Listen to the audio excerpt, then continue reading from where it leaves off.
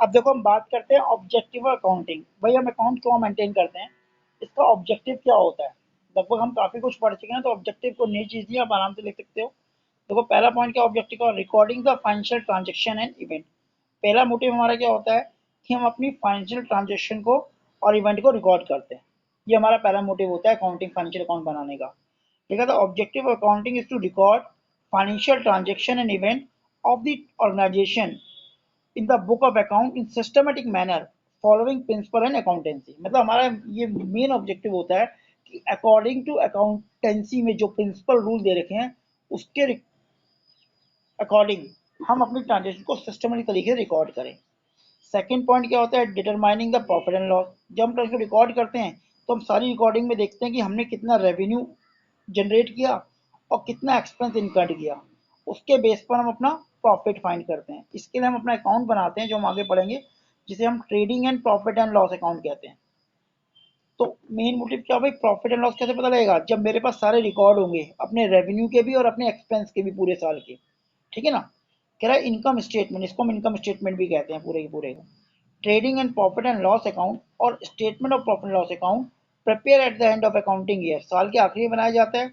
Show the profit earn and loss incurred during the accounting year, कि पूरे साल में कंपनी प्रॉफिट कमाए कि लॉस। साल के आखिर में देखते हैं कि हमारा रेवेन्यू कितना है, हमारे खर्चे कितने हैं, उनका डिफरेंस देखते हैं। अगर ये पॉजिटिव आता है तो हमने प्रॉफिट कमाया, अगर ये नेगेटिव आता है तो हमने लॉस इंकर्ड किया है। थर्ड पॉइंट पे आते हैं। थर्ड पॉइंट क्या कहता है, communicating accounting information to the user. कि जब हमने प्रॉफिट लॉस निकाल लिया तो जो बिजनेस के यूजर हैं, यूजर का मैंने आपको मतलब बताया था, बिजनेस का ऑनर हो गया, बिजनेस के एम्प्लॉय हो गए, बिजनेस का मैनेजमेंट हो गया, आउटसाइडर में बैंक हो गया, गवर्नमेंट हो गया, इन्वेस्टर हो गए, ये सब यूजर होते हैं। उनको हम ये अपनी स्टेटमेंट कम्युनिकेट करते हैं, फॉरवर्ड करते हैं। ठीक है, देखो लिखा है the another objective accounting to provide the accounting information to use any analysis them पर दियर इंडिविजुअल रिक्वायरमेंट। वो अपनी रिक्वायरमेंट के अनुसार उसको यूज कर सकते हैं। जैसे क्रेडिटर हो गए जो हमें उधार माल देते हैं, तो वो भी हमारी इनकम स्टेटमेंट लिखेंगे, मैं जनरेट की इनकम कितनी कमा रहा हूँ। अगर मैं इनकम कमाऊंगा तभी तो उसका पैसा वापस कर पाऊंगा। बैंक अगर मुझे लोन दे रहा है तो मेरी बैलेंस शीट देखेगा, मेरी एसेट्स को देखेगा कि मेरे पे कितनी प्रॉपर्टी। कल को अगर मेरी कंपनी पैसा नहीं दे पाई तो मेरी एसेट्स को बेच के पैसा रिकवर करेगा, तो ये भी चेक करेगा मेरे ऊपर लाइबिलिटी कितनी है, कि ऑलरेडी मैंने किसको कितना पैसा देने हैं। तो सारा कम्युनिकेशन में आता है। ठीक है, अब हम बात करते हैं फंक्शन ऑफ अकाउंटिंग की। अकाउंटिंग के फंक्शंस क्या होते हैं, मतलब काम क्या होते हैं। Number one, maintain the systematic accounting record. पहला काम क्या होता है कि सिस्टमेटिक रिकॉर्ड करना अकाउंट्स को।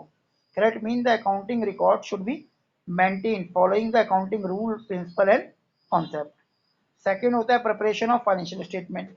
जब हम उसको रिकॉर्ड करते हैं तो अपनी फाइनेंशियल स्टेटमेंट बनाते हैं। फाइनेंशियल स्टेटमेंट क्या होती है, वो दो पार्ट में डिवाइड होती है। इट इंक्लूड इनकम स्टेटमेंट, जिसको हम नाम देते हैं प्रॉफिट एंड लॉस अकाउंट का, या स्टेटमेंट प्रॉफिट लॉस, जो हमें बताती है कंपनी को प्रॉफिट हुआ है कि लॉस हुआ है। दूसरा होता है पोजीशनल स्टेटमेंट, जिसको हम नाम देते हैं बैलेंस शीट का, जो हमारी पोजीशन बताती है। पोजीशन का मतलब वो हमें हमारी एसेट्स और लायबिलिटी के बारे में इंफॉर्मेशन देती है कि साल के आखिरी में एक बिजनेस के पास कितनी एसेट्स हैं और बिजनेस के पास कितनी लायबिलिटी है। तो उसे हम बैलेंस शीट कहते हैं। ठीक है, because the financial statement show the financial performance, किस शो करती है। फिर मीटिंग लीगल रिक्वायरमेंट, कल को अगर लीगल रिक्वायरमेंट की जरूरत होती है तो अकाउंट के डॉक्यूमेंट हमारे काम में आते हैं।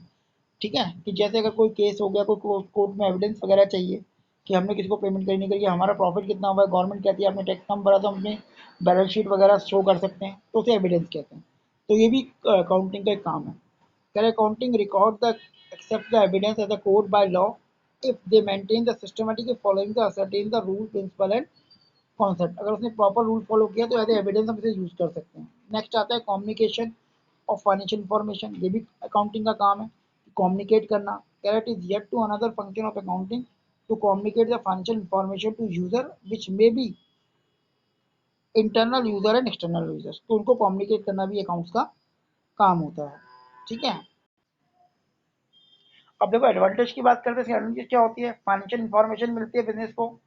एसेस टू मैनेजमेंट, मैनेजमेंट जो हो सकता है अकाउंट को कभी भी एसेस करके उससे रिलेटेड इंफॉर्मेशन ले सकता है। Replace of memory, replace of memory का मतलब होता है मुझे ये याद नहीं रहेगा किस डेट में मैंने किसको सेल करा है, किस डेट में कौन सी ट्रांजेक्शन होती है। जब मैं अकाउंट मेंटेन करूंगा, उसके अंदर जर्नल बनाऊंगा, उसके अंदर लेजर बनाऊंगा, तो मुझे डेट वाइज भी पता रहेगा, देख सकता हूँ मैं कि कब कब कौन सी ट्रांजेक्शन हुई है, और मैं अकाउंट वाइज भी चेक कर सकता हूँ कि मैंने कितनी सेल करी है, कितनी परचेज करी है, राम को कितनी सेल करी है, मोहन को कितनी करी है, बैंक का कितना लोन चुका दिया, तो मेमोराइज होता है। एविडेंस ऑफ कोर्ट, कोर्ट में एविडेंस की फॉर्म में भी यूज हो सकता है कि भाई कल को कोई डिस्प्यूट होता है तो मैं अपने अकाउंट कोर्ट में शो कर सकता हूँ एज अ एविडेंस, अगर उसके अंदर वो ट्रांजेक्शन मेंशन है। तो ये इसकी एडवांटेज होती है। ठीक है, इसकी एक्सप्लेनेशन आपको बुक में मिल जाएगी, वरना मैं करवा दूंगा। अब बात करते हैं इसकी लिमिटेशंस की, कि अकाउंटिंग की लिमिटेशंस क्या होती हैं। अब क्योंकि उसकी एडवांटेज भी होती हैं तो कुछ लिमिटेशंस भी होंगी। लिमिटेशन क्या होती है, account is not fully exact, ये फुल्ली एग्जैक्ट नहीं होता।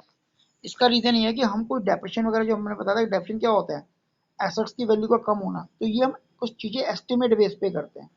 और एस्टिमेट बेस का मतलब इसके थ्रू हम प्रॉपर एग्जैक्टली वैल्यू नहीं निकाल सकते, केवल एस्टिमेट होता है। तो सारा अकाउंट एग्जैक्टली करेक्ट नहीं होता, उसमें थोड़ा थोड़ा एस्टिमेशन भी किया जाता है। देखो लिखा है some estimate is also made to ascertain the profit and loss, example for the providing depreciation, लिखा है ना, on the base of estimate useful life of assets, possible and bad debts, possibility of debts and profitable market price of stock of goods. ये भी हो सकता है भाई, machine हमने सोचा, मैंने 1 लाख की मशीन ली और मैंने सोचा 10 साल चलेगी, तो 10 साल के हिसाब से हर साल उसमें 10,000 रुपये कम होते जा रहे हैं, 10,000 कम होते जा रहे हैं। लेकिन अगर ये मशीन 10 साल ना चल के 15 साल चल जाती है तो मेरा एस्टिमेशन तो गलत हो गया।